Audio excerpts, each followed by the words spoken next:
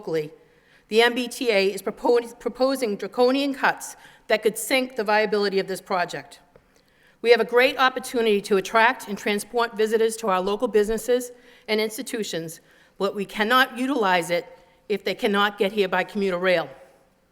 These proposed MBTA service reduction problem isn't limited to our own commuter rail problem. It will in fact affect the entire Commonwealth. Many studies have pointed to the regions surrounding Massachusetts' gateway cities as the keys to the state's future. These regions will all suffer without access to the hub. We all know that public transportation is good policy. It alleviates the pressure on roads, is more economically and environmentally friendly, is open to a wider audience, including those who do not drive and those who do not own a vehicle. And even with price increases, is often a cost-effective alternative. Finally, while not always thought of as MBTA communities, it is important to note that Drake and Tingsboro pay assessments to the MBTA for their accessibility to the commuter rail system. To limit availability now is unfair and counterproductive to making the economy work for the entire Commonwealth. And I ask that you reconsider the closure or the reduction in the commuter rail. Thank you.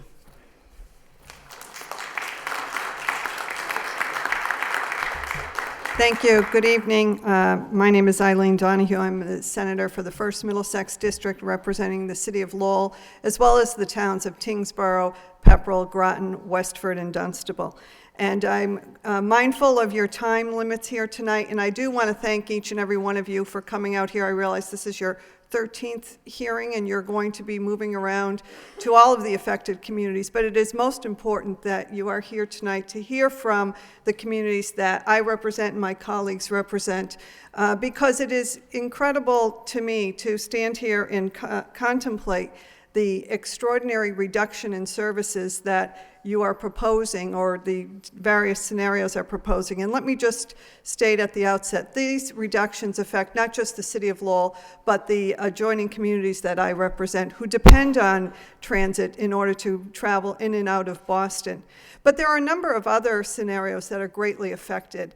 And the people here in the city that depend on the service to get to work, that don't have cars. You know, we went through a transformation, as Representative Murphy mentioned, some years ago, and wearing a different hat as a city councilor and mayor, we went out of our way to recruit people here to the city of Lowell. And we saw a resurgence of downtown living and condominiums that were developed and people who came here. This in addition to the residents who have lived here all their lives that have had to depend on not just the commuter rail, but bus service. Because when you live in a city, not everybody has a vehicle, not everybody has a car. And this will greatly affect the strides we've made and the attempts that we've had at economic development in what have been some of the most difficult times in recent memory.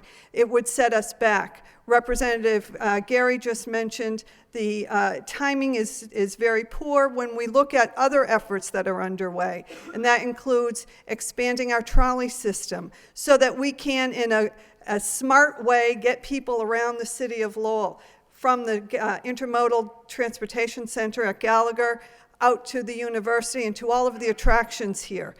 We were successful, and I know you'll hear from Congresswoman Tsongas's representative here, her director of this area, Brian Martin. But Congresswoman Tsongas did get the first piece of money to start that planning process. This is a $60 million process, and it is dependent on the commuter rail and the bus systems here in the city. So this is wrong-headed from our perspective, but I would also like to share with you another story. This affects so many people, including someone right in my own office. My legislative director moved back here to Lowell to work, and because she doesn't have a vehicle, knew she could work in my office in Boston, depends on that train, is a full-time student at night at Suffolk Law School, could not continue because of her class schedule that would require her to get a train after 10 p.m. as well as on Saturdays. What do we say to those types of people who have depended on the representation, and so many others? I could go on. I know you're going to hear from many people tonight, but I need to urge you to rethink this proposal as far as eliminating weekend service, which would be a huge hit to the greater Lowell area and would have a devastating economic impact. 2, the increase in fares take account as to how that's going to affect people from the ride to those who are dependent on bus service. I know these are tough budget times. I would urge you and all of those concerned to look closer at what other types of changes can be made so that this sacrifice that has to be made is shared by all and not in such a negative way. So thank you for being here tonight. I'm very hopeful that at the end of this process, perhaps it will be time to go back to the drawing board. Thank you so much.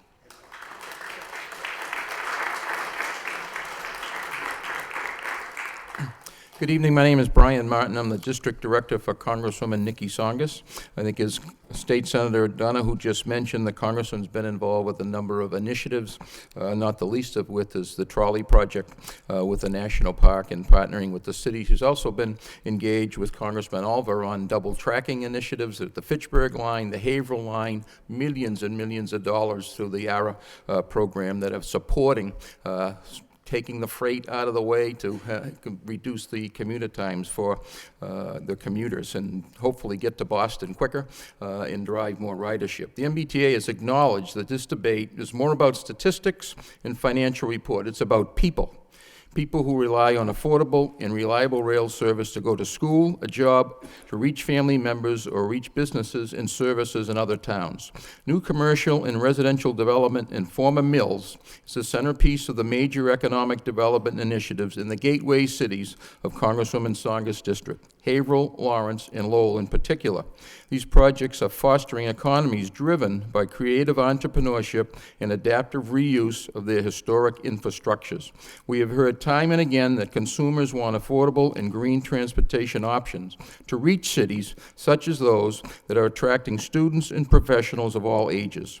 There are those that may work in Boston and surrounding communities, but choose to live in a gateway city because of lower housing costs. Then there are those that live in Boston or surrounding communities that work or go to school in a gateway city. Both of these transportation consumers have come to rely on regular two-way rail service, as have their employers. Small businesses that locate in these communities do so with confidence that reliable public transportation will be available to both their employers and employees. Perhaps most importantly, economic development and decision-making in these cities, and I'm sure you'll hear from the city manager, Lynch and Adam Bakey, the decisions assume commuter rail service will play a critical role in transporting residents and consumers. Designs have already been drawn and millions invested into necessary infrastructure improvements. Additionally, federal and state investments in rail trails that terminate at commuter rail stations to meet intermodal transportation goals and facilitate use have already been made and the work already completed. These trails, which add recreational environmental value to our cities and towns, require weekend service. There's no question the services need to be cost-effective. We don't envy the decision-making here, but on behalf of the Congressman, I want to submit this letter for the record and ask for your support, not to eliminate the weekend service, and think about, consider the gateway cities in your thinking. Thank you.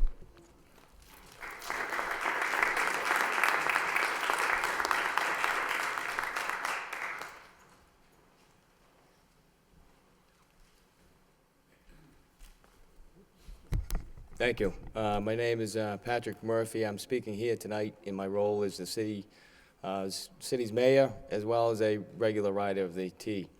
And I wish to speak in opposition to the proposed cuts in service. As you'll hear, this is absolutely the wrong time to be cutting into these services, particularly for a city like ours. Not only will this deepen the impact of the recession, it also makes it harder for us to be able to dig ourselves out of it and weakens the foundation really for any kind of future long-term economic development.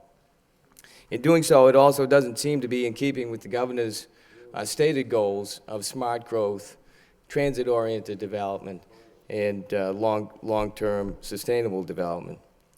Nor does it seem to be helping the working poor, those seeking work, retired seniors, school-age youth, university-age youth, who have come to rely upon the service. And so I respectfully ask that you work to improve internal efficiencies first, as well as look to alternative revenue sources to be able to meet these deficits before making a decision that will affect so many people here in this city for so many years to come. Thank you.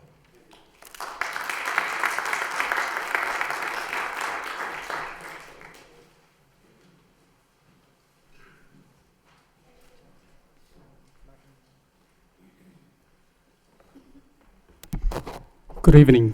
Thank you for being here to hear our concern. And we urge, my name is Vesna Noon. I'm one of the city councilor here in Lowell. Honored that you're all here tonight. This proposed cut and reduction of service and fare increase, certainly, as the speaker before me have alluded to, going to have a tremendous negative impact on the city and its surrounding city and town. A lot of tourists and visitors coming to the Tsongas Arena and other activity that we have in the city is going to have great impact. Not only that the people going to see the Bruin, the Celtic, and so on, but also the people who come here, people who live here, work here, people who purchase condo in the downtown or revitalize the downtown the way it is now. It is a setback for us in the city of Lowell if you were to go ahead with your proposed cut and reduction. I know you have a difficult task ahead of you, but I do urge you to please reconsider. Leave the reduction on the weekend. Leave it the way it is because we need it. We need it to address our city economic issues and to move forward. Cutting it is going to be a setback in the wrong direction for us in the city of Lowell and surrounding towns. I thank you again. I hope that you will reconsider it. Thank you.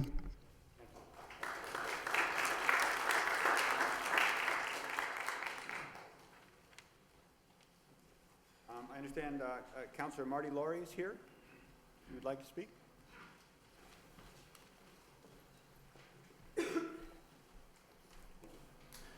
Thank you very much, and thank you for coming to Lowell. I just want to come down and say a few things about the proposed rate increases and cut in services. It would be devastating to the city. Over the past several years, the city has rebuilt itself with artists and people coming downtown to invest in condos, rent apartments. They know they're 40 minutes from Boston. We have people coming into Lowell now to work, to study at the university.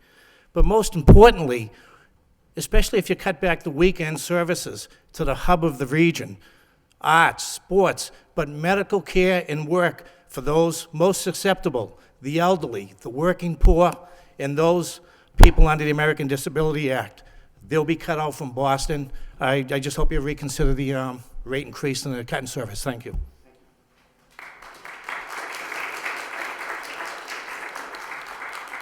Are there any other elected officials who might like to speak at this time?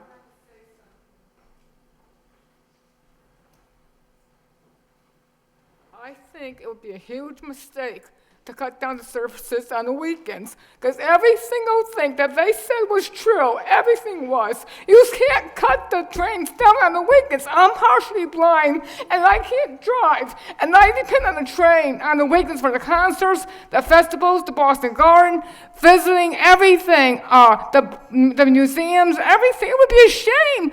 I know you're having problems money-wise, but listen to them. Please listen to them. Do what they say. Please don't cut down the services. You're hurting me, and you're going to hurt a lot of people in Lowell. It's true. Just don't do it. I want you to make Saturdays every hour. You need to run the trains every hour on a Saturday, just like Monday through Thursday. And the train should leave 10 after 12 on Saturday nights, because what they said for the concerts, the games, and everything, the visiting, well, everybody loves to go to Boston. You just can't cut down the services. Please don't. Please do what you have to do. Think about things and just try your best not to cut down. Just listen to them, because every single thing they said is the truth and nothing but the truth. So please think about it. There's a lot of people like me that are partially blind and they can't drive.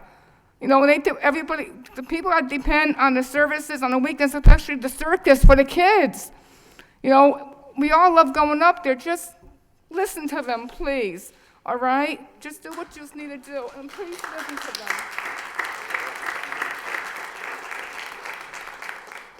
Could I ask people with numbers 1 through 5 to please step forward? Thank you.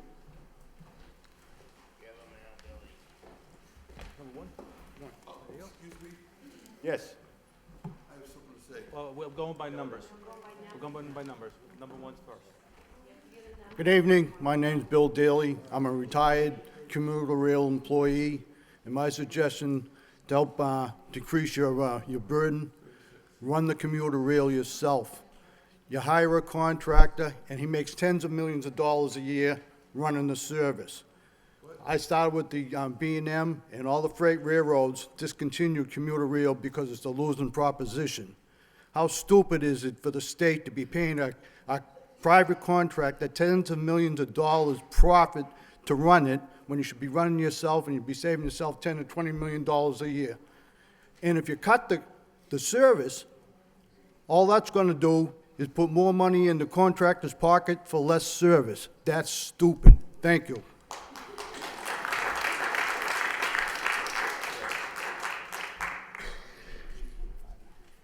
Is that right? Okay. My name's Richard Howe. I happen to be an elected official. I'm the registered deeds of the Northern Middlesex District, but I'm here in my capacity as an individual and as a resident of Lowell. And as an occasional MBTA commuter rail user. I live in Lowell, I work in Lowell, but I frequently ride the train into Boston for work, for medical care, and for leisure. And if I think back through the many times I've ridden the train, the service curtailment that you propose would have a definite impact on my quality of life and my ability to interact in Boston. But I want to echo what some of the previous speakers have mentioned. You know, we're in the midst of this historic shift away from suburbia towards the urban community. And like Lowell was with the mills and the computer industry, it's been out in front of this trend, and it's converted much of its downtown space into residential properties. And it's also built its economy largely on its culture. And that's to try to attract workers from Boston to live here, and people who live in Boston that come here for recreation and leisure activities. And we have enough problems and challenges to confront without public transportation being one of them. City-to-city rail service between Lowell and Boston has been a foundational part of what the city has tried to accomplish. And to weaken it in the way that you propose, I think will weaken the city's strategy. And I also think that the approach to raise fares while you're cutting back service undercuts everyone's morale in the public sector and in public transportation, and I'd ask you to reconsider the proposal. Thank you.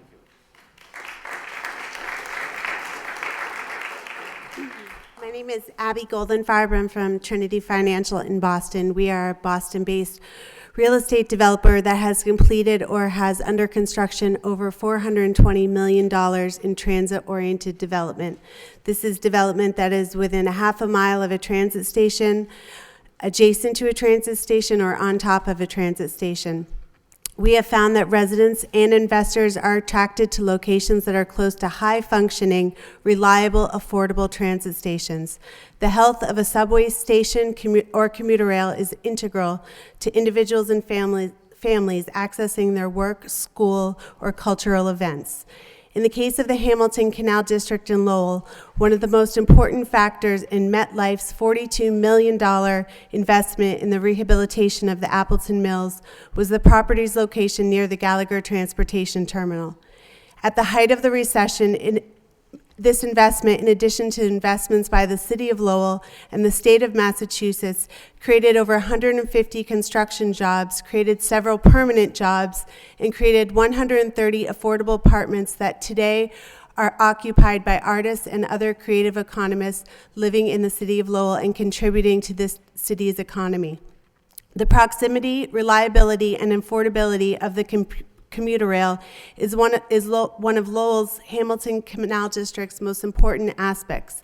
In fact, it is so integral to the success of the redevelopment that our company has been working closely with the city and the local National Park Service to expand the visitor trolley system into a reliable transportation mechanism in the city. These efforts have drawn attention on the federal level. Recently, the Paul S. Sarbanes Transit and Parks Program awarded $3.1 million to the City and National Park Service for the design and improvements of the trolley's expansion. Prospective residents of Lowell, prospective commercial employers, and prospective investors in Lowell and Massachusetts view affordable and reliable public transportation system as an integral commodity to living and working in Massachusetts. We urge you to thoughtfully reconsider reduction of the commuter rail service. Thank you.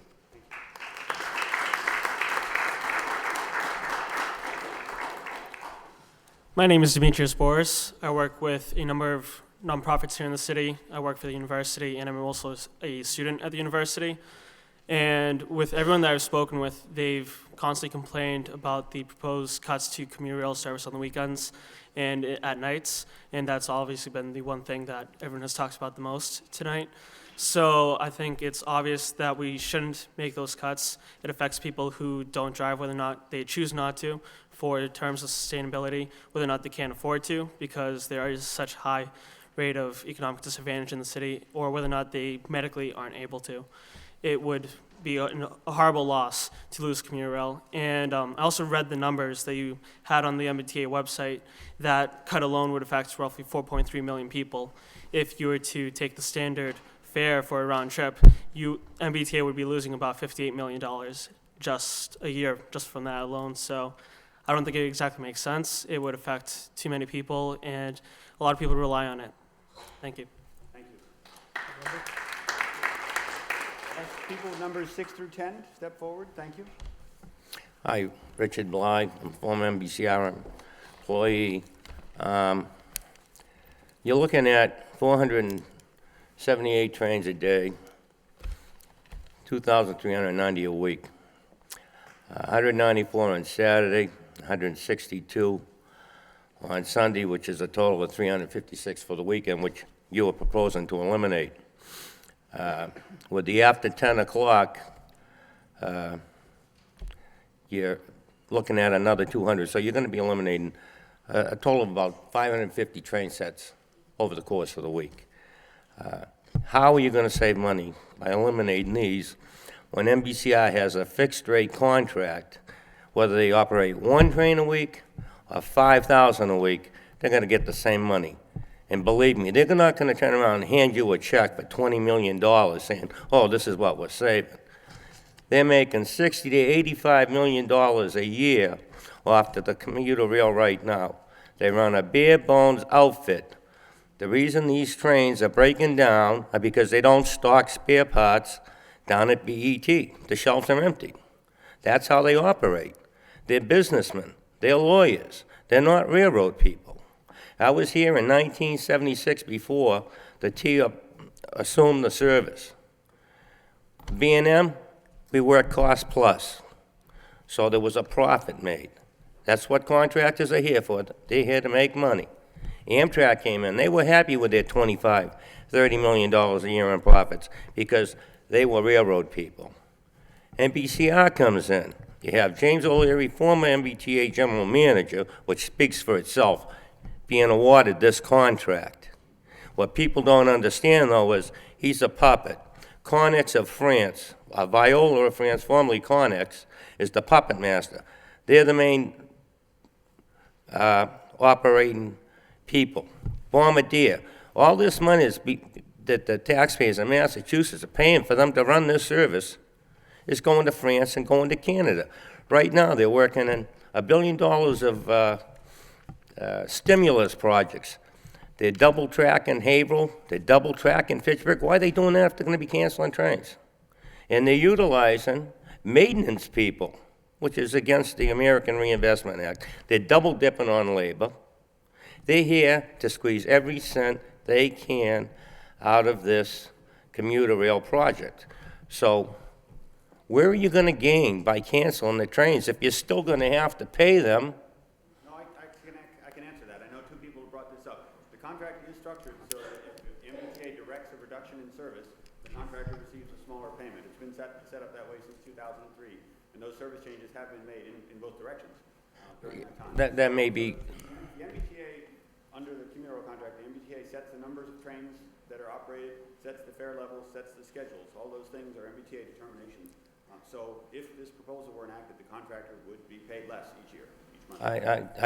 I think you're going to probably have a fight on your hands with that. That's our problem. Don't worry about that. But I read an article that they said that by assuming bringing the service in-house, there's too many risks. What risks are involved on saving money? I mean, what risk is there involved by saving money for the taxpayers?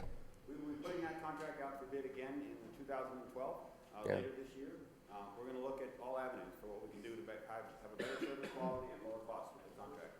So those decisions are ahead of us. That's what we're going to be looking at. Excuse me, sir. I want to make sure we give everybody an opportunity to speak. Yeah, well, I just want as much time as the politicians had, you know, for the people, by the people. Thank you.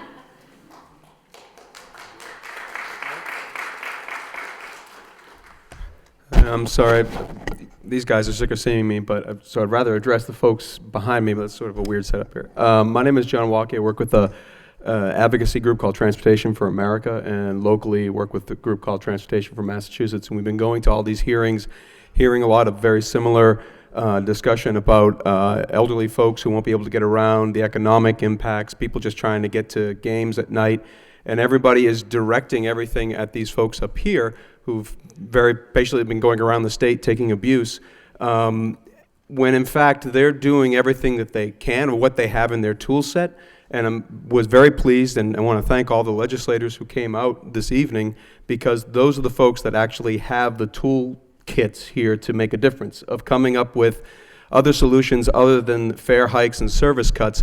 It's going to be dependent on our legislature. And today there was a hearing today on a proposal of increasing the gas tax, and everyone likes that about as much as having their teeth scraped. And we've had, the last time gas tax was mentioned, everyone freaked out about it. This time in Salem, someone mentioned gas tax, and there was actually applause from the audience. On the ride up here, I passed a bunch of different gas stations, and the price difference between the different stations was as much as what the tax would be. And in the time since we had the last discussion about the gas tax, the price of gas has gone up enormously. So I think the allergic reaction we have to a gas tax is a little bit overstated, but at the same time, a gas tax isn't the only solution that we have on the table. There's a lot of smart folks at MassDOT, and there's lots of smart folks in the advocacy community that have been putting forward some ideas, and some of this is ending up in legislation, and people are discussing ways that we can raise revenue that won't be on the backs of the people least able to pay for it. It won't be on the seniors, it won't be on students. One of the big issues here is this isn't just an MBTA problem. Folks from RTAs have been coming out saying that we rely on commuters from the MBTA system to feed into ours. There are folks outside of the MBTA reach who make use of this system as well. And the problems we're dealing with paratransit, like with the ride and getting the elderly around, our demographics are about to explode in terms of the number of people living out who won't be able to drive, living outside of the reach of transit. And that's a transportation issue, not necessarily an MBTA issue. So we really need our legislators to sit down and talk with MassDOT and come up with some solutions. I've got these obnoxiously pink flyers around. If anyone would like one of these, if you haven't got one already, that has some contact information. And definitely, if you haven't done it, make sure you get all your comments into the MBTA. Some of the information on the back here has the places to email it or send it. So thank you very much. Good evening. That's a good segue. I'm here, Jim Scanlon here from the administrator of the Lowell Regional Transit Authority, so that was a good segue. Thanks. I couldn't have planned it any better. On behalf of the Lowell Regional Transit Authority Advisory Board and the public transit ridership we serve, I respectfully request a reconsideration and modification to the MBTA's plans to increase fares and reduce MBTA services. No one can dispute the difficult financial position that the MBTA is confronted with. The solution obviously is needed which reflects the need to provide more revenue and reduce the MBTA's debt. The present proposal to increase fares from 35 to 43%, along with eliminating transit services to both bus and commuter rail, would have a disastrous effect to the greater Lowell and Metro Boston economy, along with the quality of life realized by the present MBTA, commuter rail, and bus services. No longer would the greater Lowell and Metro Boston population be able to travel to and from Boston and Lowell for sporting events or enjoy dinner or other social events, with commuter rail being curtailed after 10 o'clock during the week and no service being offered on the weekends. The LRTA projects that approximately 260 transit users would be affected each weeknight, while 750 to 800 commuter rail patrons would be affected with the elimination of weekend service. At a time when transit ridership is increasing by leaps and bounds and benefiting the general economy and our environment, eliminating productive and essential commuter rail service is the wrong thing to do. This proposal would also affect bus patrons who are more transit dependent than commuter rail riders, particularly in the communities of Billerica and Burlington. Many of the LRTA riders in Billerica depend upon MBTA bus routes 350, 351, and 352 to get to their place of work in Boston and Cambridge. For these riders, it's more than an inconvenience or a quality of life issue, but rather one which affects their livelihood. In closing, I realize the difficult situation the MBTA is confronted with. I was there, as John knows, many years. Yet the solution proposed in the plan, I believe, are far too drastic. A new proposal needs to be put forth which corrects the financial structure of the MBTA, rather than a proposal which decimates the MBTA system, its ridership, along with having a negative effect to the economy of the entire Commonwealth of Massachusetts. Again, thank you for the opportunity to provide these comments. Thanks. My name is Christina Licano. I'm from Methuen, and I work in an advertising company in the financial district of Boston. I'm here, like so many others tonight, to ask you to please reconsider the commuter rail cuts on the weekend and stopping the commuter rail after 10 o'clock. My job has many different hours. I have many times taken that 12:10 train and had to run to get there to go to the Anderson Urban Station where my car is parked and drive all the way back to Methuen to my house. Doing this would be a devastation to a lot of people in my company. I'm from Mullen Advertising. We are a Beverly-based company. We moved into the city. In doing that, a lot of our coworkers, a lot of the people who work there, are North Shore, around the Methuen area as well. That would be extremely devastating to them. We work crazy hours. Like I said, we go in on weekends. We use that commuter rail service. We stay there till the 12:10 train, the last train out. We need that service. It's imperative to have. When I was reading the Metro, I saw that they had said that the T is refusing and they're banning the alcohol ads. That's 1.5, they said, revenue that they will be losing, and that they were saying that they can fill it somehow, hopefully. I think it's very risky to go and do that and just hope that you can fill that ad space when this is not the time to be cutting back on money that you could be having.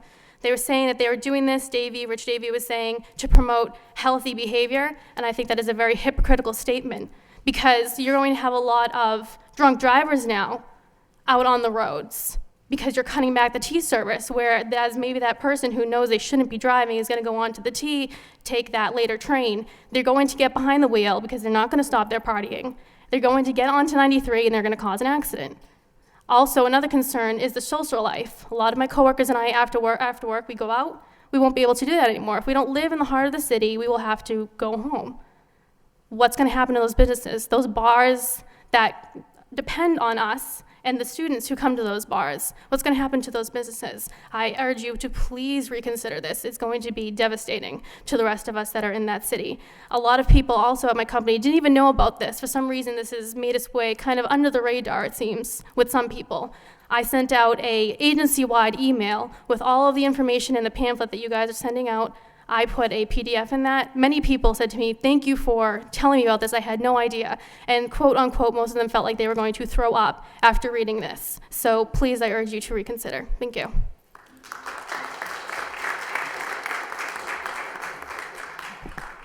Hi, my name is Stephanie Loicano. I'm also from Methuen, and I attended the University of Massachusetts Lowell as an undergrad, and I'm currently there as a graduate student. I bring that up as a point because my roommate in college actually was from Boston, and she attended the University of Massachusetts Lowell because she was able to take the train.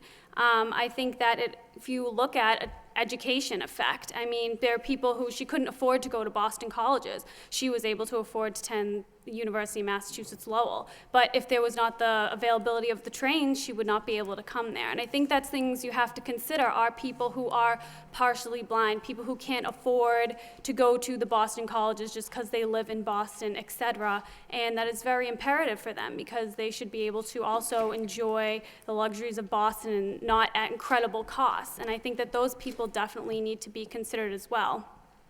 I also just got a job with the FBI in Boston, so I will be starting there very soon. So I am going to be relying on the trains as well.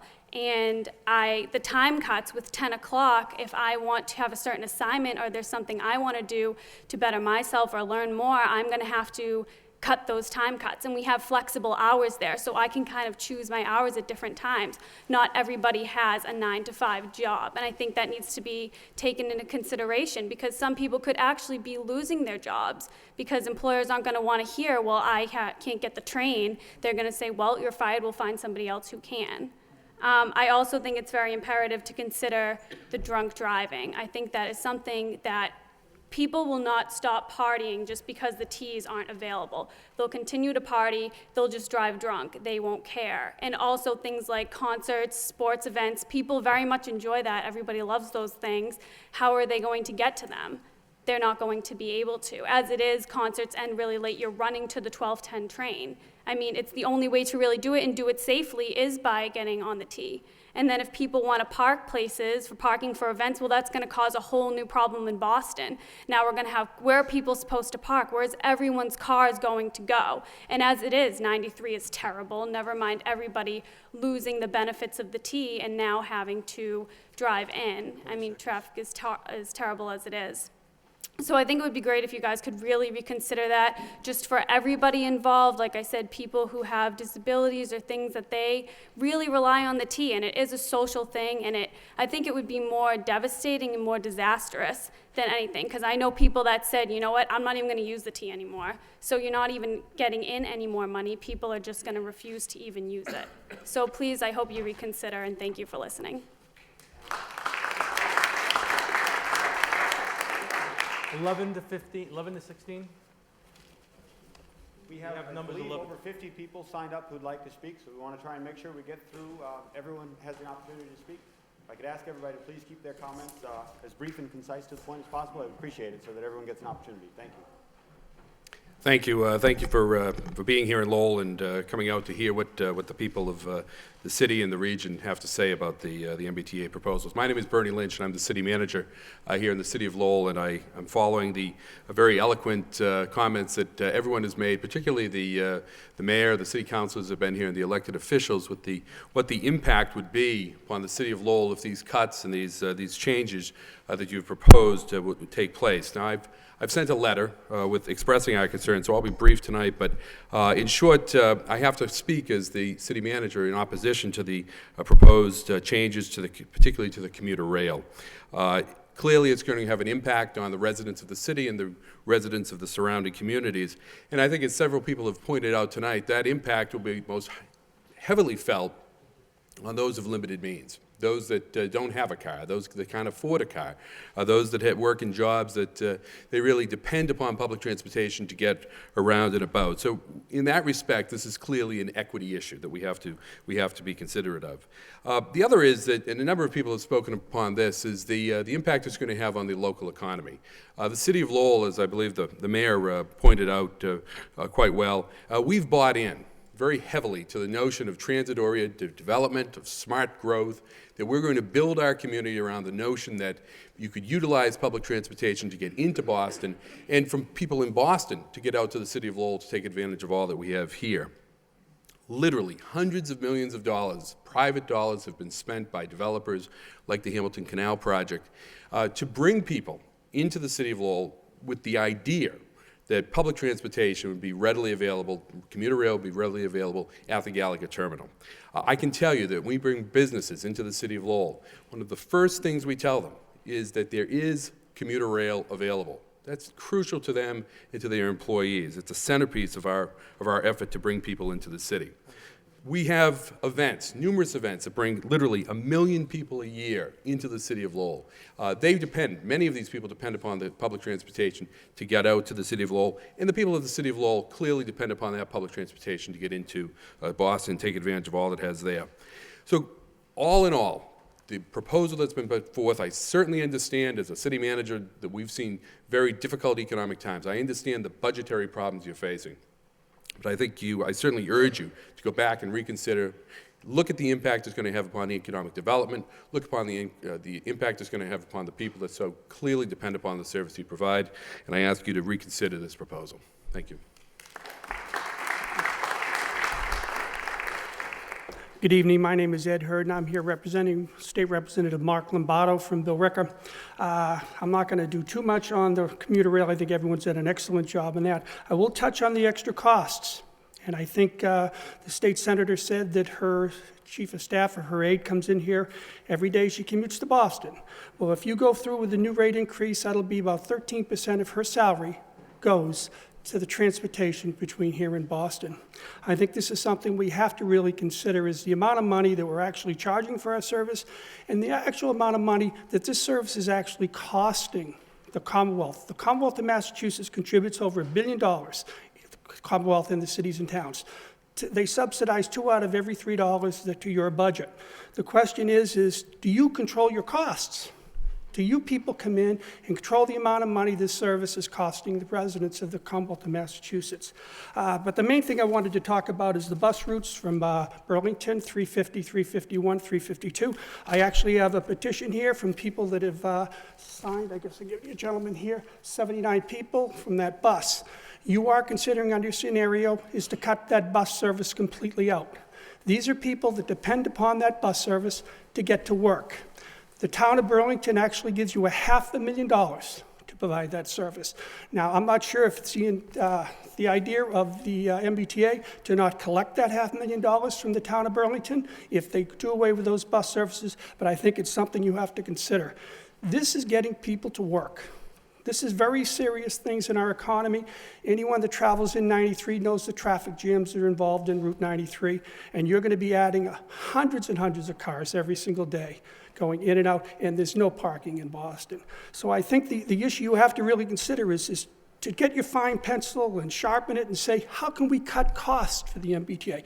Because a lot of people, a lot of residents that use that service are not making a lot of money. A lot of people that make a lot of money in Boston, they have their own parking spots. But we have to consider the citizens of the Commonwealth, and they are contributing $1 billion to your budget. So thank you for all your considerations, and good luck.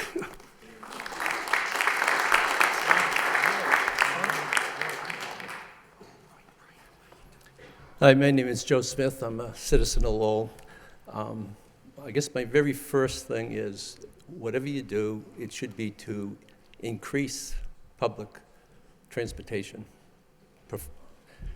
I see you cut 17% of ridership, or 25% of ridership. I think that's the wrong thing to do. Back in '09, I served on a citizen advisory committee to the governor, and at that time, the MBTA was facing $160 million operating deficit. We, as a committee, proposed increasing the gas tax. And the reason we thought that was a better thing to do is because at the same time of providing funds to the MBTA, it would incentivize a movement from private transportation to public transportation.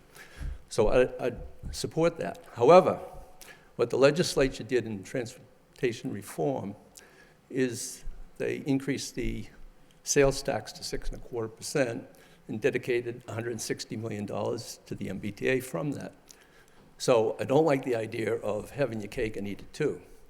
And that brings us back to what other people have said. We must be convinced that you're improving efficiency as much as you can. Efficiency is not reducing service, it's reducing cost and probably even improving service. So I think that's what it'd do. Now, as far as getting more money, I think a modest increase in fares is reasonable. 40% is not modest, though. I think as far as your shortfall in sales tax, that you ought to petition the legislature to make changes, such as taxing online sales, to increase your contribution. So I'd hope you'd take those things in consideration. Thank you. Numbers 17 to 25, please.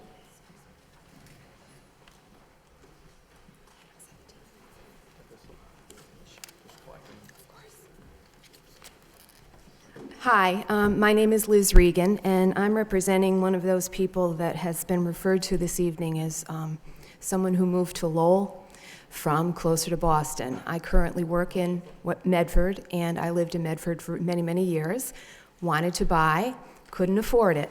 Moved up to Lowell primarily because it was accessible by public transportation. At the time I moved here, I had a full-time job. Since that time, I've been downsized like so many other people. I've had to look at my budget, I've had to cut, I've had to reevaluate, I've had to do without, I've had to give up my car. So right now, my only means of transportation is public transportation to my 3-day-a-week job. Without it, I would probably have to give up my job, and everybody knows what that means. So I implore you to reconsider. I'm talking as a private citizen, but I know I'm not alone. And I would very much appreciate it if you'd reconsider the drastic cuts that you're considering, the exorbitant hikes that you're considering. Looking at my past salary, I'm lucky if I see a 3% increase per year. You're talking about 30% or more. So please, I just ask that you reconsider for the livelihood of those who live and work and have to make ends meet on a daily, weekly, and monthly basis. Thank you.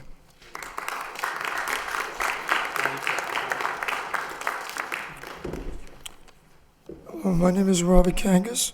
What I just think is we shouldn't be, if we're going to do any stuff as far as, what people are getting with the MBTA, I really think, and this city has done it itself, they have really not had workers in the city have, we haven't given them pay raises and everything else. I think during these economic times, I really think the MBTA should be looking at that. I know this isn't a favorite among workers or people, but if the city of Lowell and cities and towns are doing this, I think the MBTA needs to do it. We just can't say, well, we're going to just give conductors raises and maintenance people raises all the time. If the MBTA just can't afford things anymore, that's where they got to do. They just got to say, we just can't do it anymore. We're going to have to freeze wages for 2 or 3 years till we get our books straightened out and we start making money, and I think that's what we got to do. Another thing I'm thinking of too is when we say about cutting commuter rail, well, I have a problem with if they eliminated service on the Fitchburg line. I try to get up there, God forbid my late father is buried up there.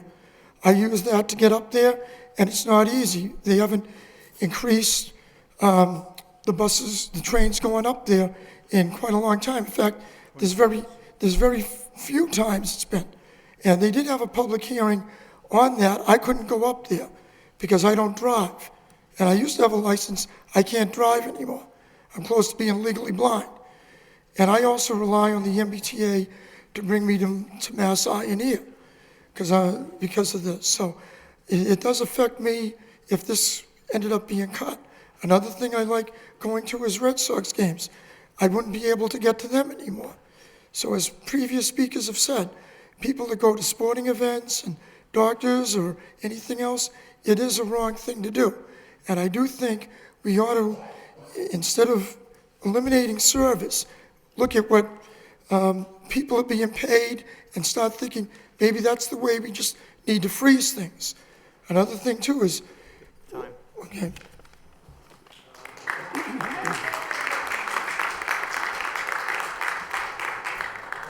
Just take 1 minute at a time because a number of people have talked about cost efficiencies and savings, I would urge anyone to go onto our website. We have a report that talks about all the productivity improvements and efficiencies that we put in the organization since 2000.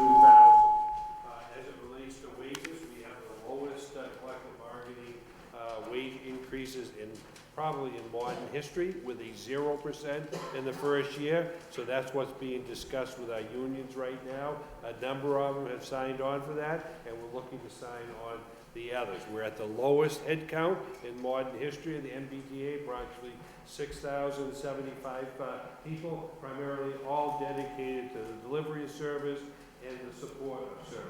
But we continue to take a look at any place that we can save costs and provide service at a lower cost without impacting the quality of that service. So I urge you to go on and take a look at that report and see what we've done over the past 10 years. We'll never stop looking for those efficiencies, and we expect that we will continue to be able to do some cost efficiency to help relieve some of the deficit pressure that we currently are faced with for the $161 million in fiscal 2013.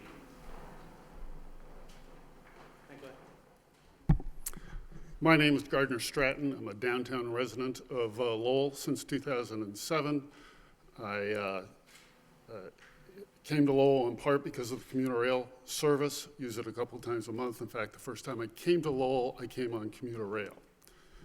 It seems to me that with the economy trending more and more 24/7, with fewer and fewer people working traditional Monday through Friday, 9 to 5 jobs, with both the monetary and the environmental cost of driving always going up, that cutting public transportation service and forcing more people into their cars is just wrong, and it's economic suicide for the Commonwealth. So I urge you to have a reasonable fare increase, continue to seek out cost savings, but I urge my state legislators to provide adequate funding to the MBTA to preserve these services, raise the gas tax if you need to, raise my income tax if you need to. Public transportation is important to the life and the economy of the Commonwealth of Massachusetts. Thank you.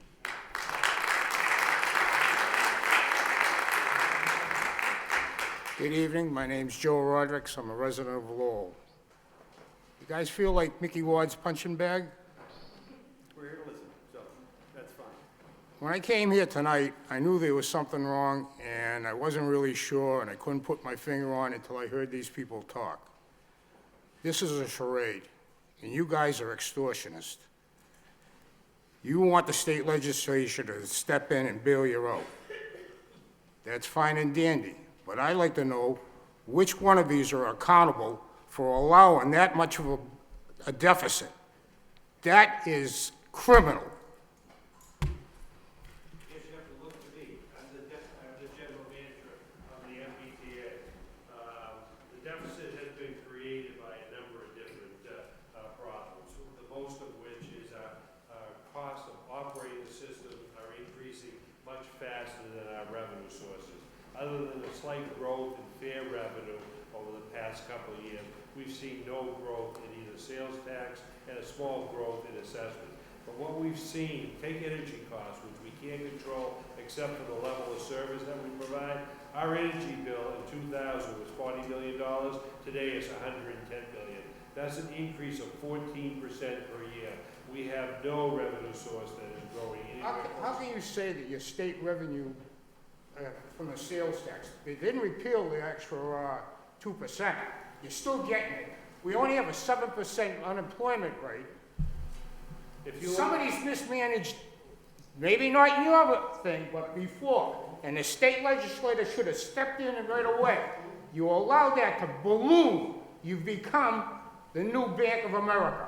Well, this deficit was noted almost a year ago when we had our fiscal 12 budget approved, which also had a small deficit in it. But if you look at sales tax since 2000 has had very little growth, if any, which is our largest revenue source, but yet our operating costs continue to increase, as everyone's does. You guys got sucked into the big dig, and you're paying the raw price for it.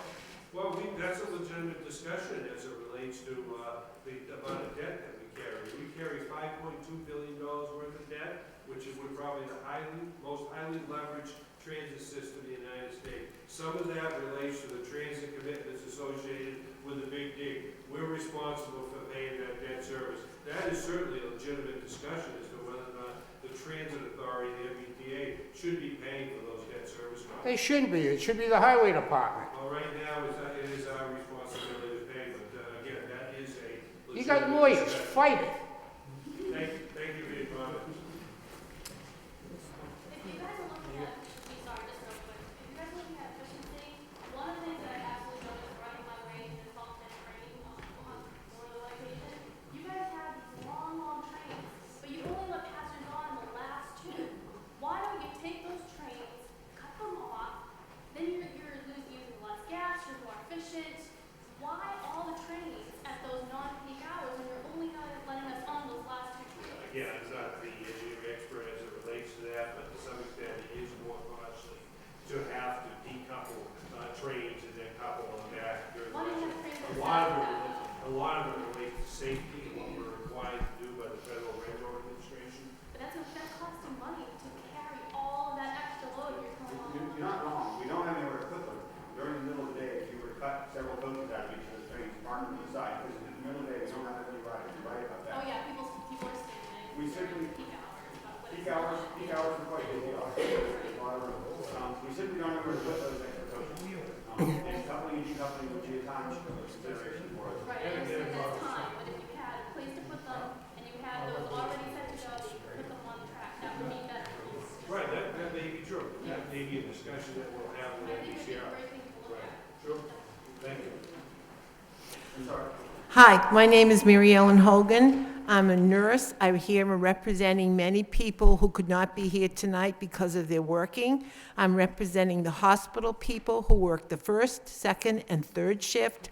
I'm representing the students who go to Boston to go to school, and the students who work in Boston and go to school in Lowell. And I really wish you would consider the cutbacks that you have proposed and how they affect the people. I have ridden the train for more than 40 years. I rode the train when it was the B&M, I rode the train when it was Amtrak, and I've rode the train now. I don't know the name of the company that represents it. The service on the Lowell line has always been good.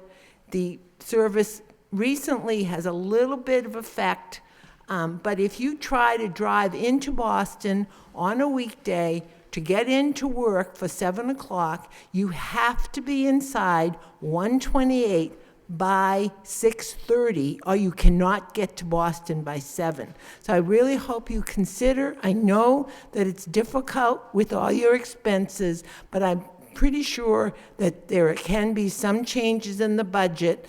Canceling all the trains is not going to help the MBTA make more money. Thank you.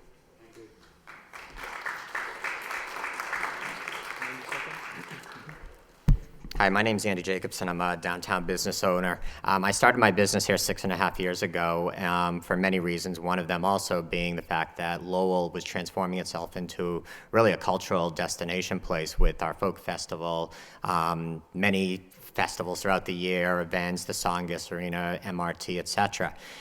Most notably, or most recently, we had a restaurant, Simply Kamai, noted written up in the Boston Globe.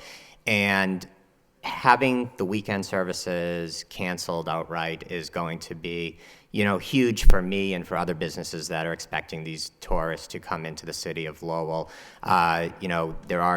We look for this. I know for me, my weekend business is huge, and to see people not being able to get to these events is going to be devastating. The other thing, there's a lot of good ideas that were also talked about here, maybe shifting debt burden, et cetera. But in the end of the day, if these are the only two scenarios standing, I would definitely urge you, between the bus reductions, I noticed that between scenario 1 and scenario 2, you have a $45 million difference.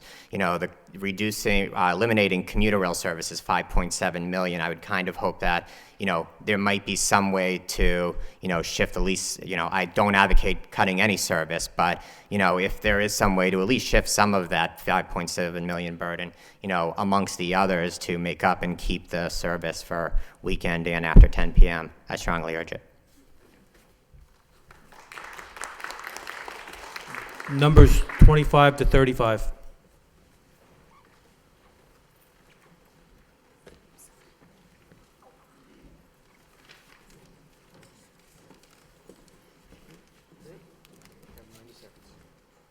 My name is Gail Jervis, and I'm a resident of downtown Lowell.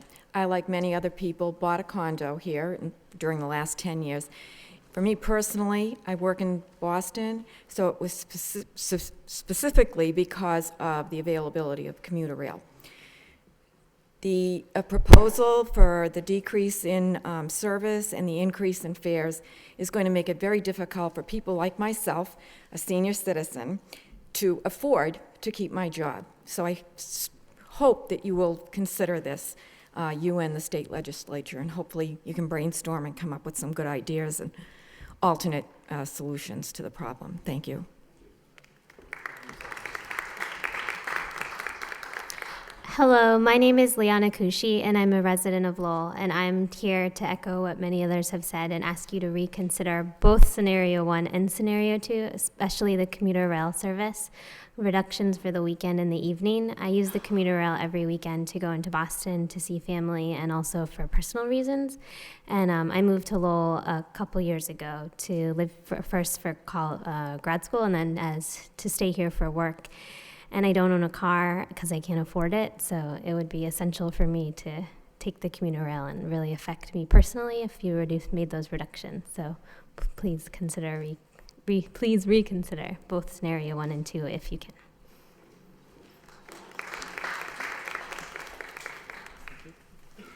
Good evening. My name's Sean McDonough. I'm a Chelmsford resident, and I'm a frequent commuter rail rider. And I think everyone can agree that it's helps Commonwealth operate by everyone being on the railroad and not on the highways. The questions I have I downloaded the operating budget discussion between fiscal year 2010 and fiscal year 2012, and a couple of things stood out to me. It was showing a net loss on the parking revenue of $14 million, less 40%. And I was wondering how we lost 40% of our parking revenue? You mean a reduction, yes. Well, as part of the solution for the fiscal 12 budget deficit, what we did was securitize the parking revenue that we get from all of our parking lots, and we use that to pay down debt. So right now, about half of it goes towards paying debt service. Okay.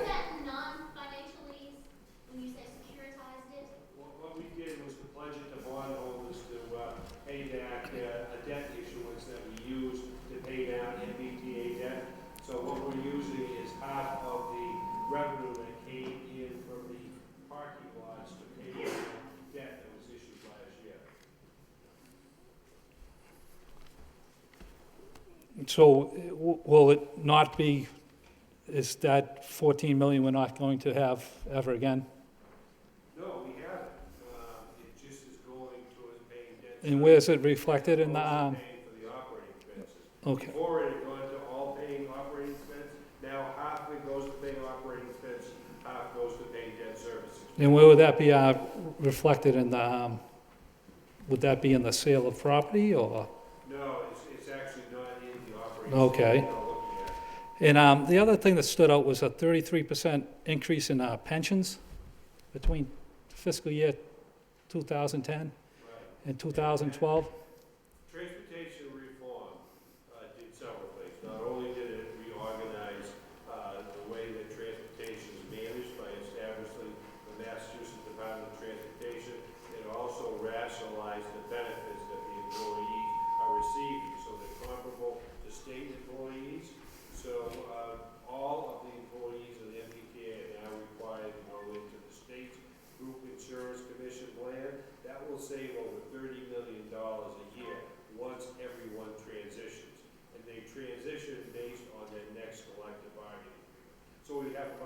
transition now, but we still have to go.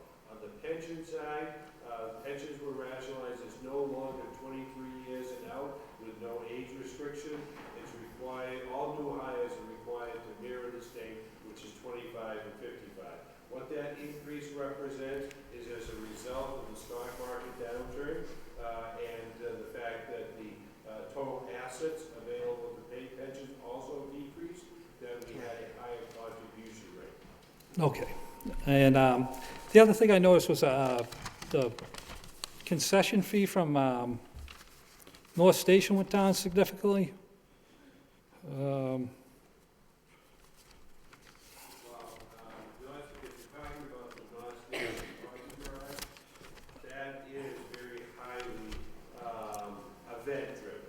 Oh, so, For some reason, if there aren't as many events as there were, the NBA strike. the NBA strike. Okay, okay. Very good. And the only other thing I could suggest is there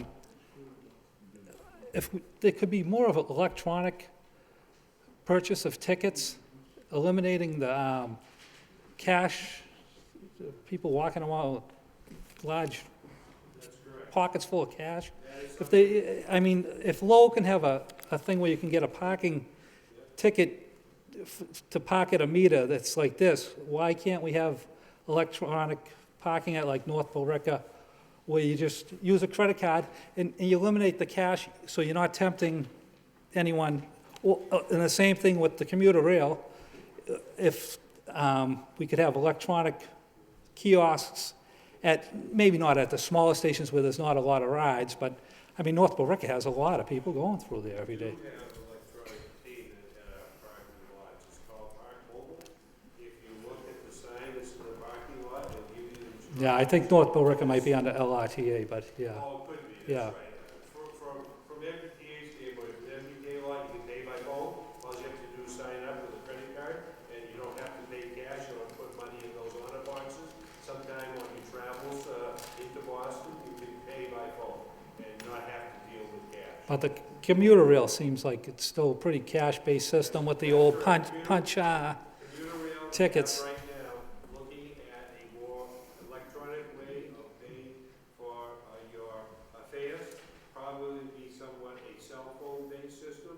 We went out and asked the market to let us know what they had available to be able to be used on commuter rail. We got 19 responses, so those are being evaluated now. Two things: we want it to be more convenient for you, the customer, and we also want it to be more efficient in being able to collect all revenues that are due to us. So I think you'll see in the next 3 months a pilot program on one of our lines. Excellent. Okay, thank you so much. Thank you for coming. Good evening. My name is Beverly Woods. I'm the Executive Director at Northern Middlesex Council of Governments. We serve Lowell and 8 of the surrounding suburban communities, and we also serve as the technical staff to the MPO, and we're very familiar with the transportation funding problems that plague the state. Although the fiscal challenges that face the MBTA are clearly very daunting, it is the opinion of our board that riders should not be faced with assuming the entire impact of the fiscal challenges that lie ahead. Our board voted on January 18th to send me to this meeting to submit comments to you and to express their dire concern about the impacts of the 2 proposals that are currently on the table. We've seen weekend commuter rail ridership at Billerica and at Lowell basically grow over the last several years. Right now we have 800 passengers that board at both those stations on an average Saturday or Sunday. Clearly, the elimination of weekend service will be a hardship for our residents. While one may argue that weekend use of commuter rail is discretionary, many medical, retail, and service industry workers are required to work the weekends. Loss of service for these individuals may actually mean loss of their job.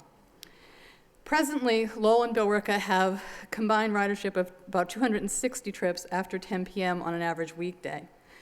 These commuters are often people returning from the Boston hospitals where they work or students returning from their college campus. In order for them to change their schedules, it would be very difficult in terms of having to alter their work schedules or change their class schedules at the college or university that they now frequent. We also would like to note that many of the residents in our region in the suburban communities utilize the Wilmington, Acton, and Littleton stations, and their service would be equally impacted by the current proposals.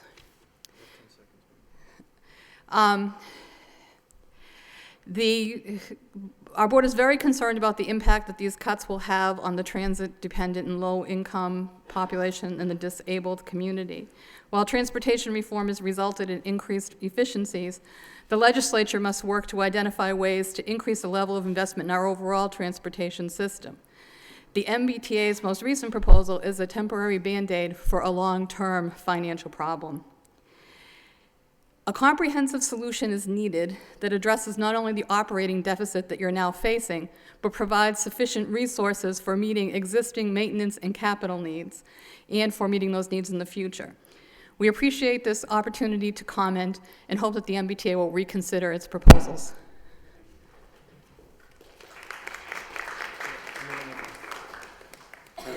My name's Kevin Fay. I'm a veteran. I use the VA in Jamaica Plain a lot, frequently.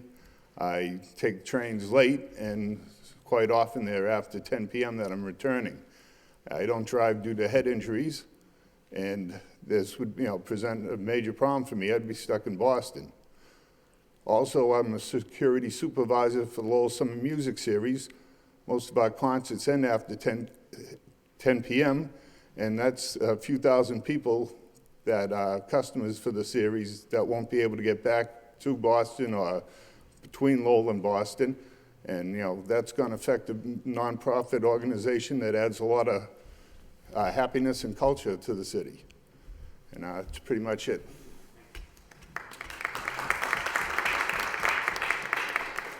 Hi, my name is Ashley Cantrell. I'm a resident and student here in Lowell. Although I only use the MBTA for recreational purposes, I have many friends and neighbors who rely on it not only to get to work but also to school. To cut that service would be affecting their livelihoods and their futures.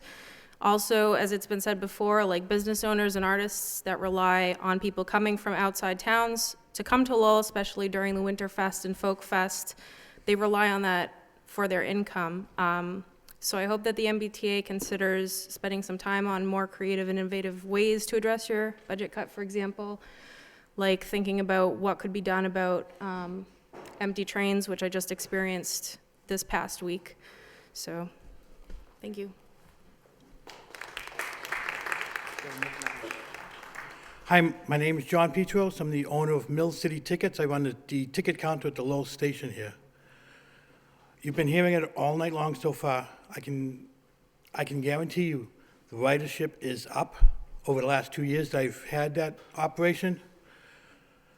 If you cut off the weekend trains and the night trains, there is quite a few people that come through my counter that are going to concerts and things that come back late. These people will be highly, highly affected.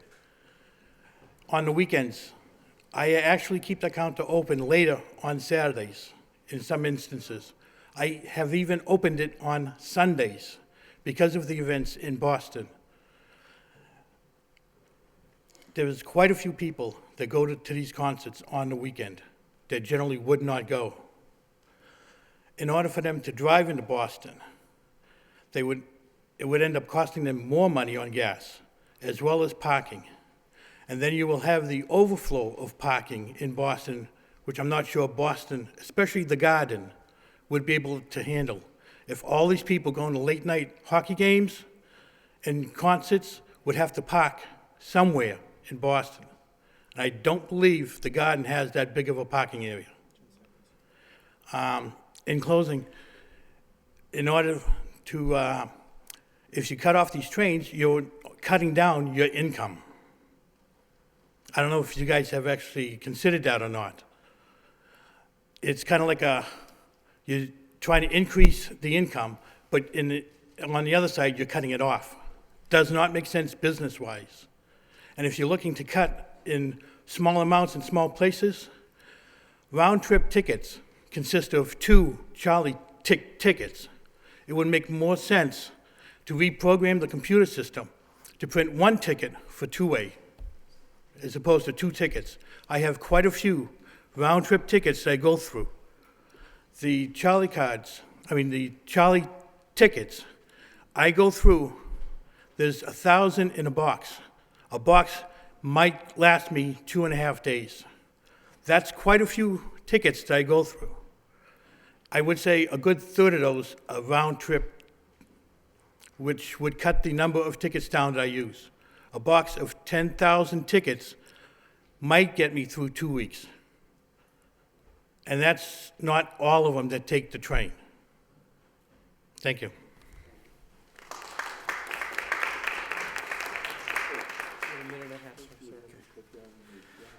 Hi, I'm Michael Moyle. I'm a Lowell resident. A couple of questions on the assumptions that you made on your financial impact on this. Number one, with the elimination of weekend commuter rail, I note that you mentioned that there will be a certain amount of ridership lost on the buses, on the rapid transit, on the buses and the subways. Does that include all of the people that will not be coming in on the weekends? It does. Our ridership projections look at the services limited and also the impact of the price increase. We sort of tend to drive on these way. Okay, because I know when I go in on a weekend, I'm usually taking at least 4 and as many as 8 or 9 combined bus, and so that, that impacts. The other thing is by taking 2 days off of a week service, about, call it 28% off of the week, I know that the MBTA gets assessments from the cities and towns in the transit area that it covers. Is it prepared to take that 28% cut off of the assessment for the cities and towns for losing that amount of service? Short answer is no. The assessments are not predicated on service levels. Assessments are only based on population and a weighting as hard-coded in the legislation. So the assumptions that we've used for any of these proposed service cuts is there will be no reduction to assessments. So it would require a change in the legislation, And to your question about the ridership impact, that report, which was done by the Central Transportation Planning staff, that goes through all of the proposed reductions and the impact of ridership, revenues, congestion, all those types of things are online, should you want to go and look at it. Okay. It's on our website, www.mbta.com, and it's there for your review. But in terms of the assessments, it would be the same assessment for the reduced service? That's correct. Okay, thank you. I'd just like to acknowledge the attendance of Representative Golden's office, Doreen Burgess. Thank you for coming tonight. Good evening. My name is Bobby Tubielli. I am the president of a downtown-based advocacy group specifically focused on downtown issues called Center City Committee. And in the May of 2011, there was a report issued by the Brookings Institute in Washington, D.C. The report was titled Missed Opportunity, Transit and Jobs in Metropolitan America. In this report, it clearly stated that as states and regions strive to put Americans back to work, policymakers should be careful not to sever the transportation lifelines between workers and jobs. Furthermore, according to the report, public transport is a critical part of the economic and social fabric of metropolitan areas. Lowell, like many other cities and towns, has its diverse offerings from academic institutions, arts and entertainment, to restaurants and retail offerings to for-profit and nonprofit institutions, services for the disadvantaged, and opportunities for the entrepreneur. Not so far away from Fenway Park is our own LaLatra Park, that is home to our Lowell Spinners and attracts thousands of baseball fans every summer. Our summer music series and folk festivals are popular attractions that entice folks outside this area and contribute to the economic development of Lowell. The Boston Daily recently published an article calling Lowell the next great arts hub.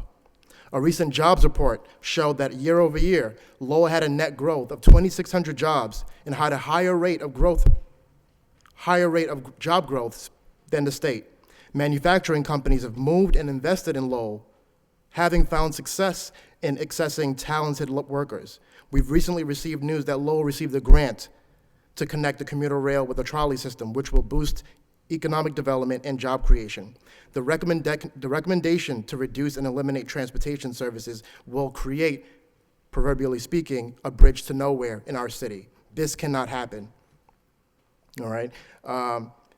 These drastic recommendations do not consider how discouraged potential residents and businesses will feel in actually doing business here in Lowell. And lastly, I'm strongly not in favor of these recommendations if it's not obvious already, put forward by you all, and hope that as you deliberate and discuss alternatives, you will consider the potential damage this will have in our city. Lastly speaking, I am a graduate of UMass Lowell, and when I was taking the commuter rail, my first job was in Boston. My monthly fare was $181. This was back in 2004, 2005. It is now 2011, 2012, going to 2013. It is $223. You are proposing under scenario 1, $306. My only question to you is, what is your sustainability plan? Thank you.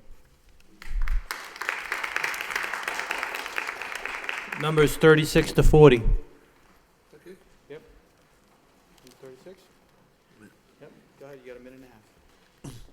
My name is Brandon Nussdorf, and I don't use the train to go to work. But I don't work in Boston, but I use it to go for recreational activities.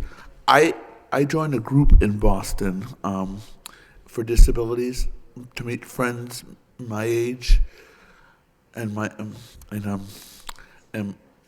level, and I liked that group so much, and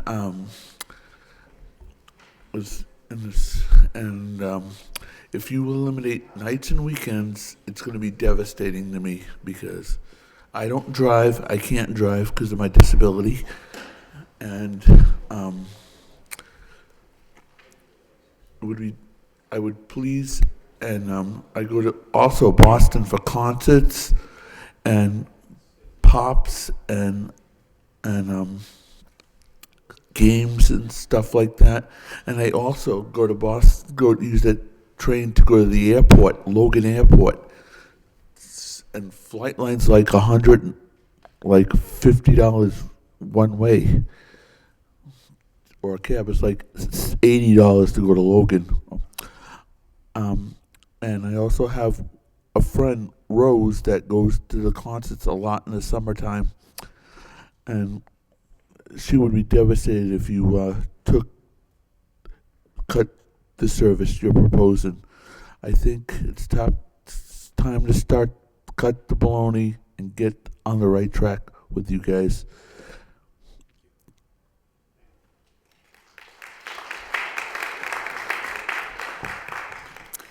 My name is Taya Dixon-Mullane, and I live in the Lower Highlands, which is about 3/4 of a mile, well, my house is about 3/4 of a mile from the Lowell station. When my husband and I were deciding where to buy a house, transportation to the city of Boston was second only to affordability of buying my house as a deciding factor in moving to Lowell. In fact, I purchased my house using the Take the T home mortgage program. The program allowed us to purchase a home with a mass housing-backed mortgage from a local bank. My husband did and continues to take the commuter rail to and from Boston each day to work.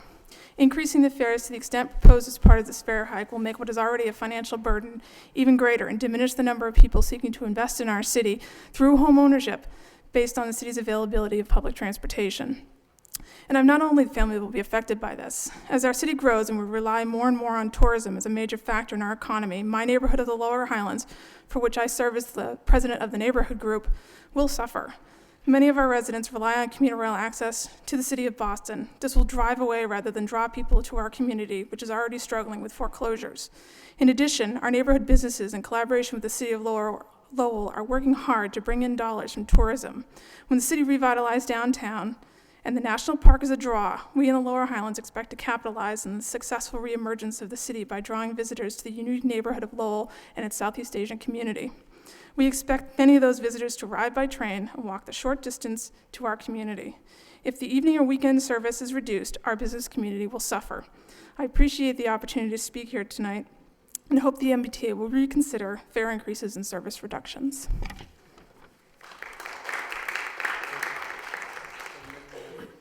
My name is Paul Marion. I'm the Executive Director of Community and Cultural Affairs at UMass Lowell. I want to add the voice of the university to the chorus of statements that you heard tonight. The proposed changes would be negative in the extreme for the university. It would affect our ability to recruit students from a more wide area. It would affect our ability to recruit faculty, recruit staff. We have thousands of students who live on campus, students who come from around New England, around the United States, and from around the world. They don't come to us with cars.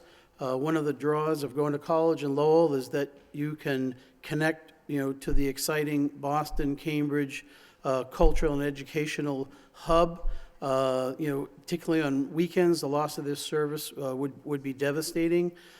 So I really urge you to look at some other alternatives. It seems extraordinary that in 2012, when every reasonable institution and organization and business is talking about sustainability, that we'd be imagining reducing mass transit availability. It really is astonishing. It's a public policy issue. I'm glad the senators and the state representatives were here tonight. It's not all on you. This has to become more of a public issue. I'm also on the board of the Cultural Organization of Lowell, which is the city's cultural affairs office.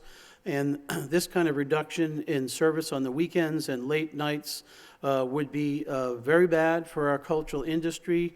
And then the proposed increase in fares just creates another barrier, whether it's for students or for people wanting to visit Lowell and take advantage of what we have here. Thank you.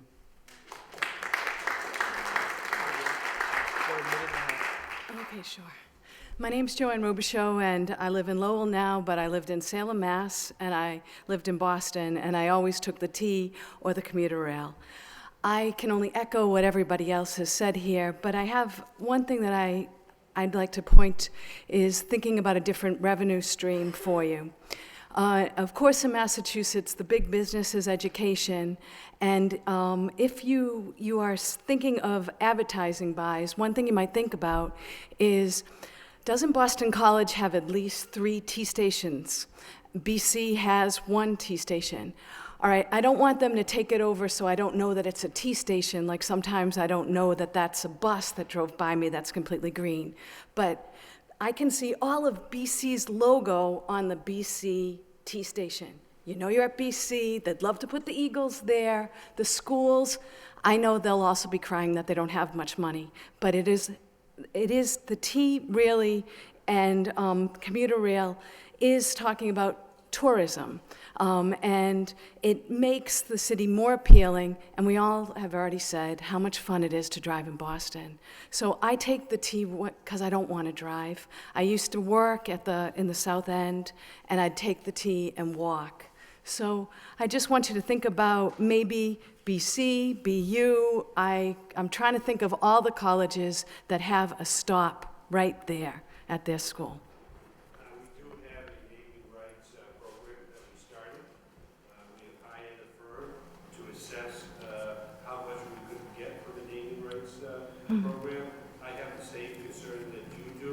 I think the customer riding our system, if we say it's Copley Station, they know exactly where they are on the system. If we were not to say Copley and say something else up there, Verizon or some other company, they may not know where they are on the system, but we are looking at that.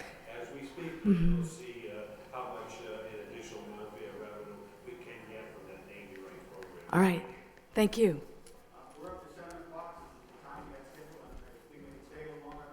Can I see a show of hands, how many people would like to speak? It's like 8 or 10 maybe? Good, we'll try and give everybody the opportunity. Thank you. 40 to 45.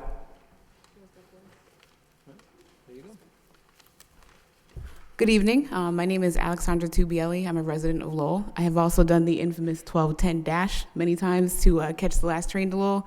I also took the 2-hour wait on the weekends to get back to Lowell, which when compared to the elimination of weekend service, I would prefer. I'd like to read a letter briefly that was On behalf of someone who's not able to be here today, I'm Deb Belanger, the Executive Director of the Greater Merrimack Valley Convention and Visitors Bureau.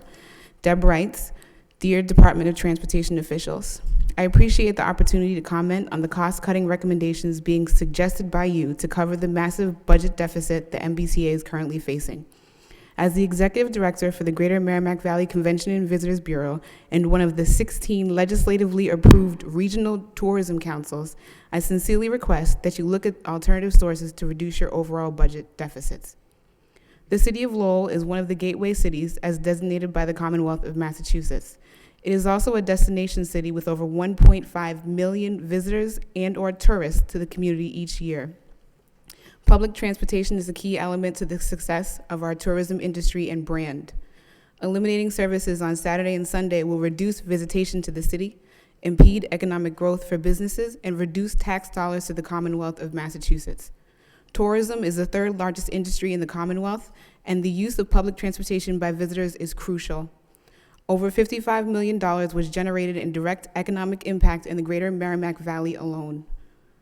In Lowell, for example, a number of MBTA riders come to the city for a number of festivals, including the Lowell Folk Festival, which on average receives about 150,000 visitors each year. The increase in cultural activities in Lowell over the past few years has earned us a reputation as the newest cultural hub in the Commonwealth. Again, visitation and access may be denied to potential visitors due to decreased hours in service and elimination of weekend access to public transportation. In addition to the festival, sporting events and cultural events continuously taking place in the city of Lowell, meetings and conventions also drive ridership to the city. For example, when the Lowell hosted the 2011 Democratic State Convention, the local organizing committee provided a shuttle service from the train station to the Tsonga Center to accommodate the needs of the delegates visiting the city. I would certainly go into depth regarding these recommendations and will have our residents' quality of life discussed. Lowell has worked extremely hard marketing the city as a tourism destination, and in addition to the city of Lowell has preserved its natural character with the development of a number of condos right in the heart of downtown Lowell. For the sake of time, I'll skip to the end. I cannot stress enough how your suggestions would have an adverse effect on our community, our residents, and our economy. On behalf of Deb Belanger, Executive Director from the Greater Merrimack Valley Conventions and Visitors Bureau, I'd like to thank you for your time and consideration, and we trust that you will act in the best interests of your constituents. Thank you.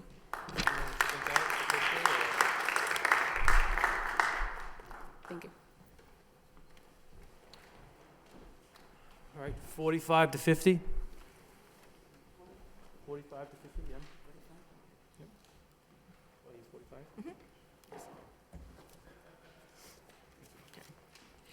Good evening. My name is Anastasia Sakalaris. I live in Lowell, and I will be brief as everything that I wish to say has been said by others, and I want to say I agree with every word of it. Everything that's been said tonight I agree with. And I want to say one other thing. We're all struggling to stay within our budgets, living within our means, and it's not easy, and so should our agencies. The working people, the taxpayers, should not have to come to the rescue of agencies that cannot function and live within their means. You say you've done everything to keep the costs down. I suggest you take a look at it, as many of us have to every now and then look at our budgets and whittle it down, and I suggest you do the same thing too. This move would be disastrous on those who rely on it for work and for recreation, and recreation is no small thing. I use the train mainly for weekend recreation, but to lose that would not only be a loss to me personally and to those who do come in for recreation, but to the businesses, the restaurants, the sports arenas, the museums, the theaters, from both ends, both in Boston and the other end of Lowell. And not to mention the terrible, the nightmare on the roads, because unlike cities out west, the cities around this area were put down long before we anticipated this many cars. And they just simply are not, they're not built to accommodate all those cars. And I just want to say that every time agencies mismanage money, it always comes to the taxpayer and the working people to bail them out. Well, we have to live within our means, and I suggest that our agencies and our government and our state start to do the same thing.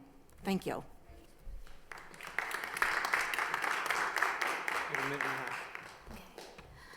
My name is Kathy Hebert. I actually live in Nashua, New Hampshire, and I take the Lowell train to Boston because I work at Children's, and I work on the weekends. And so I'm really concerned about the possibility that there will no longer be commuter rail service to my job on the weekends. I work nights, and it's not I'm not able to drive for certain reasons, so being able to take the T is really important to me. I also use the E-line to get to my work, and many of the Boston hospitals are right in that area. The Children's Hospital, Beth Israel, Brigham and Women's, the VA, and cutting weekend service is going to affect how patients are able to get to their doctor's appointments and the medical care that they need. And I also can't imagine that the city of Boston hasn't considered the drop in revenue that there's going to occur when there's no longer outlying cities, people able to come. Because I come home in the morning on the weekends, and there's lots of people going into Boston for cultural events, and I can't imagine that the city of Boston has nothing to consider about that. So I'd like the weekend train system to continue.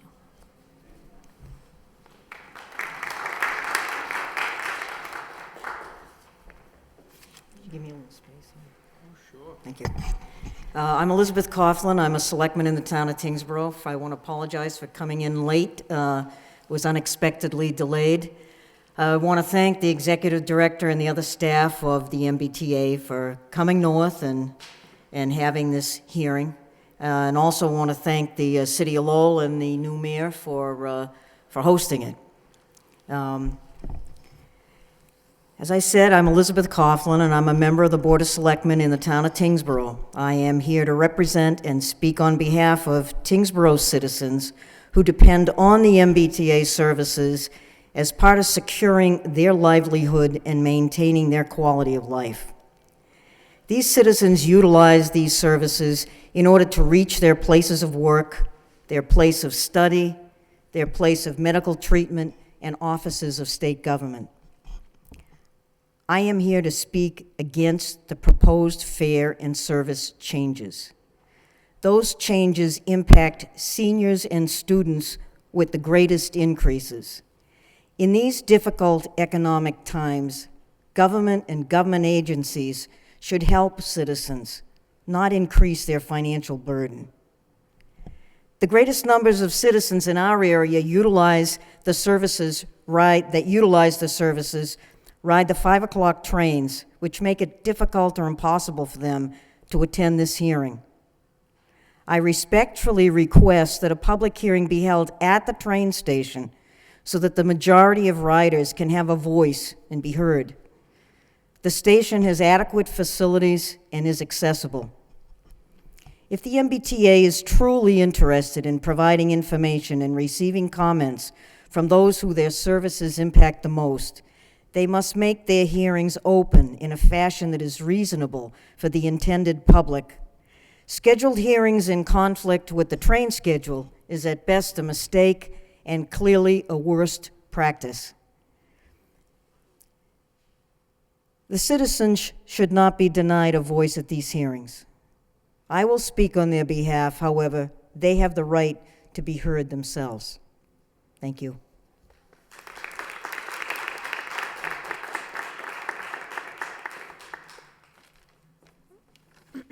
Good evening. My name is Ramya Kumar.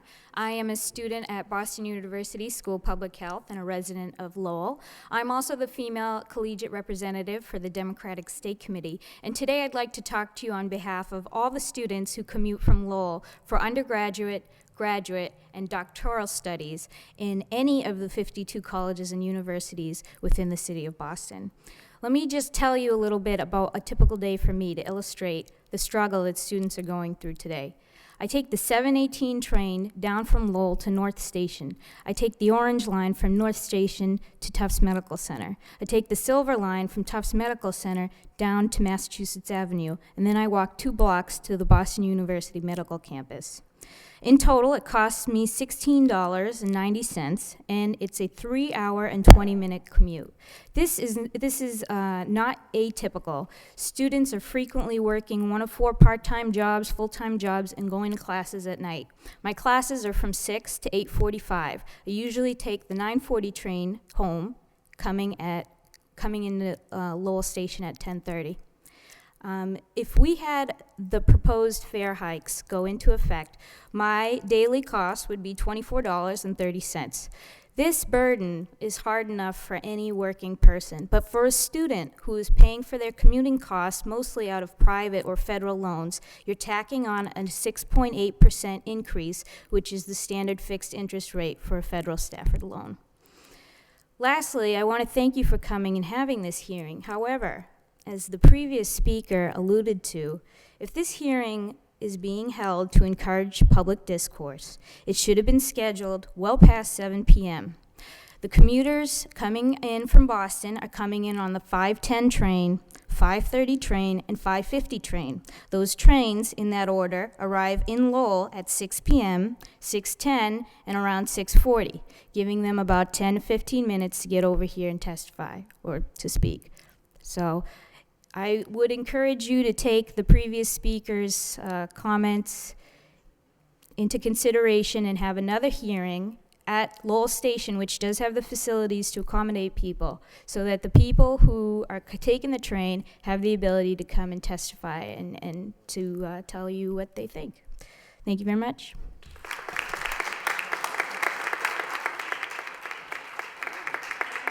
Numbers 50 to 55.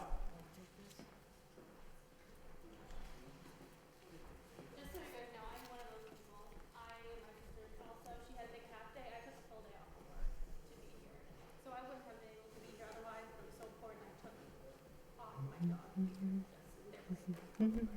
We are trying to reach as many communities as we can. We're out pretty much 4 nights a week at different times of day, reaching across our service areas. More hearings than we've had in the past. We know we can't get to everybody, so I would encourage people to write those through email. We've had nearly 3,000 emails coming already that we're responding to, so that's one more avenue for people. Definitely. I recognize what you're saying. There's no perfect time and place for everybody. We're trying to reach out as much as we can. Thank you both. Please. Good evening. I'm just delighted to be here and to hear so much good conversation about public transit. I'd like to sing a little song. Let us pause in life's pleasures and count its many tears, for we all sorrow in the past. There's a voice that will linger forever in our fears. Oh, hard times come again no more. There's a song, the sigh of the weary. Hard times come again no more. Many days you have lingered around my kitchen door. Oh, hard times come again no more. Oh, hard times come again no more. Oh, hard times come again no more. Thank you.